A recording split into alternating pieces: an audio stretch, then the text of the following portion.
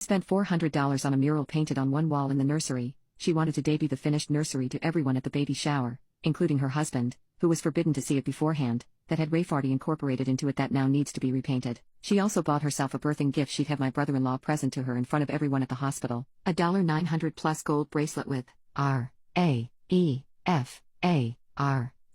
and Y charms. The baby book also has Rayfarty embroidered on the cover. I contacted my sister's best friend Katie if my sister had told her anything about the spelling change. She found out about Rayfarty after the blow-up with my sister, as my sister wanted to get Katie on her side. Katie, who's a teacher, was equally horrified about the spelling and told me this was the worst attempt at a creative name she's ever seen. The intervention of sorts, the farty party, if you will, included me, my sister, her husband, his mother and father, my mother, and Katie. My sister refused to believe anyone could possibly see Rayfarty as Rayfarty and that we were just mad that she was taking creative license and that everyone does that nowadays. My sister said children are not that cruel to bully her daughter for her name, and Katie said plenty of kids are cruel enough and the others would join in so they're not singled out themselves. My sister countered that as long as all the adults are pronouncing it correctly that it will be no problem, and Katie told her that not only would the adults not know how to pronounce it to begin with, but that as long as fart is in the name, kids will latch right onto that. I was happy Katie was there because she shared interesting names her students have had over the past few years, so I knew her opinion on this would probably be the only one to sway her. My sister cried for about 10 minutes and finally agreed to entirely change the name because even Rafferty was tainted because we had all ruined it for her. We told her to take her time to consider a new name.